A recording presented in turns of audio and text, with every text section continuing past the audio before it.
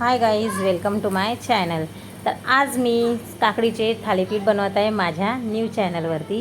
Recipe channel आहे हा माझा आणि मी रोज इथे नवीन नवीन रेसिपी टाकणार आहे. तर प्लीज फॉलो करून ठेवा आणि सबस्क्राईब करून ठेवा.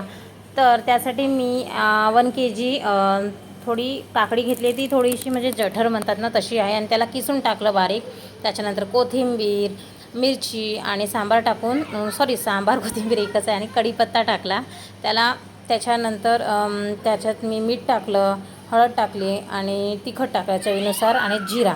मिरची टाकल्यामुळे तिखट असं मीडियमच टाकायचं, अति नाही टाकायचं, कारण की थालीपीठ वगैरे असतात ना लाईट वेट छान वाटतात, एकदम तिखट स्पायसी नाही छान वाटत. आणि त्याच्यानंतर मी याला म्हणजे याच्यातलं पाणी मी नाही काढलं. तुम्हाला जर वाटत असेल तुम्ही काढू शकता. मी याच पाण्यामध्ये मिक्सचर हे छान फेटून वगैरे घेतलं होतं. जर मी पाणी काढलं असतं तर होऊ शकते मला याच्यात पाणी ॲड करावं लागलं असतं, त्याच्यामुळे मी नाही टाकलं. आणि याच्यात मी कणिक, आपली जी घरगुती आपल्या घरची कणिक असते ती 2 वाट्या टाकलं, जे माझं ॲव्हरेज होतं त्याच्यानुसार. आणि मग 1/2 वाटी थोडीशी जास्त आणखी मला लागलं म्हणून मी तांदळाचं पीठ टाकलं. हे असं आपण तांदळाचं पीठ यासाठी टाकलं की ते थोडेसे खुसखुशीत आणि क्रिस्पी होतील बाबा. नुसते मी कणकीचे बनवले असते तर ते क्रिस्पी नाही होत, म्हणून मी याच्यामध्ये थोडंसं आपलं तांदळाचं पण पीठ टाकलेलं आहे. याच्यानंतर आपल्या हाताने छान स्वच्छ हात धुवून वगैरे यायचं आणि मग मळून घ्यायचं, एक जीव करून घ्यायचं, जेणेकरून याची जे आपण कोथिंबीर वगैरे टाकलं हे चव हे छान लागेल, इन्हेन्स होईल आणखी त्यासाठी. आणि जर तुम्हाला याच्यात ओवा टाकायचा असेल तर तुम्ही याच्यात ओवा पण टाकू शकता. मी माझ्या ह्याच्याने दाखवत आहे रेसिपी. आणि मग हे मिक्सचर होऊ द्या, थोडा वेळ ठेवून द्यायचं आपलं त्याच जागेवर.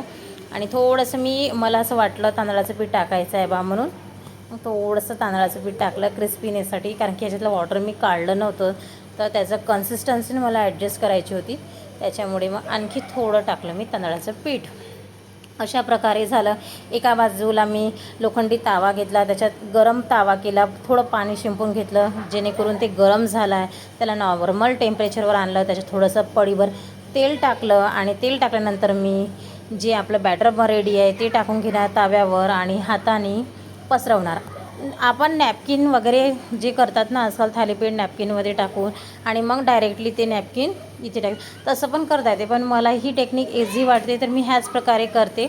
आणि हाताच्या आपल्या ह्याच्याने जसं ते त्याची फ्लेम आहे ना मीडियम ठेवायची आणि हळूहळू पसरवायचं. आणि एकजीव हे असं पसरवलं की त्याच्यात एकदम जाडसरही नको आणि पातळही नको, एकदम पातळ केल्याने हे निघत नाही. आणि थोडंसं जाडसर असलं मीडियम चालेल. आणि वरून थोडंसं तेल टाकायचं झाकण्यापूर्वी आणि याला मीडियम टू हाय फ्लेमवर थोड्या वेळासाठी झाकून ठेवायचं. झाकल्याने याची वाफ एकदम त्याच भोवती लागते, आपल्या पराठ्याभोवती.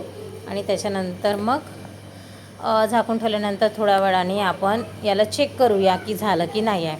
आणि एका बाजूने पलटवल्यावर दुसऱ्या बाजूने आणखी तेल वगैरे टाकायचं आणि दुसऱ्या बाजूने पण मीडियम टू हाय फ्लेमवर याला होऊ द्यायचं. झटपट असे लवकर मुलांच्या टिफिनसाठी म्हणा. आज मी माझ्या मुलाला दिलेला आहे, KG 1ला आहे तो, त्याला टिफिनवरती मी हेच दिलेलं आहे आज आणि त्याला पण जाम आवडले. घरच्यांना सगळ्यांना दिलेलं आहे, नाश्त्याला पण झाले, मुलाला टिफिनवरती पण झाले. आणि छान एकदम रुचकर रेसिपी आहे, पौष्टिक आहे. काकडी आपल्या शरीरासाठी खूप छान आहे. तर जर तुम्हाला माझ्या रेसिपी आवडत असेल तर प्लीज सबस्क्राईब करा. Thank you for watching.